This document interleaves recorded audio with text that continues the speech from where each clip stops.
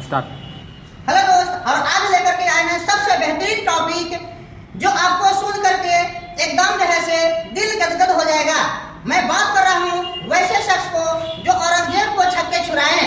मैं बात कर रहा हूँ जिन्होंने राजस्थान का जो सिसोदिया वंश था और उस समय गुजरात महाराष्ट्र सब एक में था, वहां से निकला हुआ व्यक्ति जो आप लोग अब अंदाजा लगा लिए होंगे कि किनके बारे में बोल रहे हैं। और मैं बात कर रहा हूँ वीर शिवाजी के।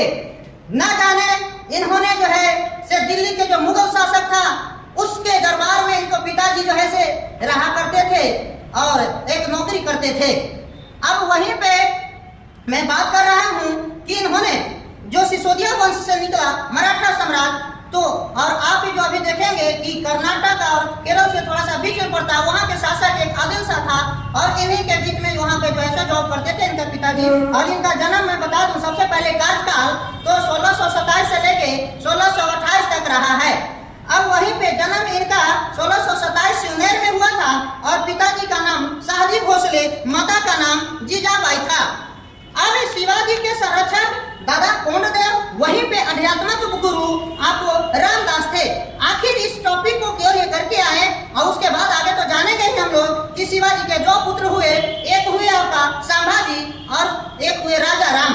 तो अब जानेंगे कि आखिर ये टॉपिक लेकर के क्यों आए हैं।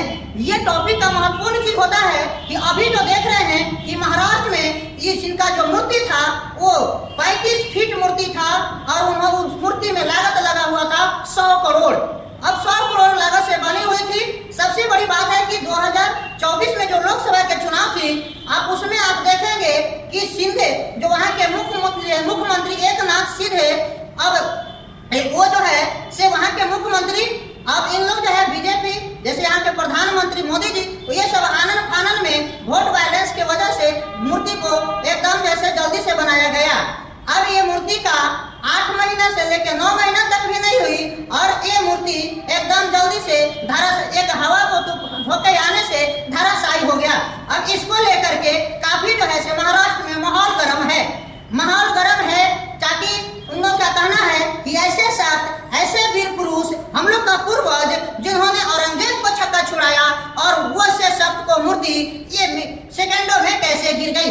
आखिर कारण क्या रहा, ये तो उनका अपमान किया गया। हालांकि आप देखेंगे कि इसका जो बना था तो नौसेना, आप जब देखेंगे कि उस समय जब औरंगजेब से जब लड़ रहे थे शिवाजी, ऐसे इनको जो है से एक बार की बात है कि इनको जो है से बुला करके और वहां जो है से इनको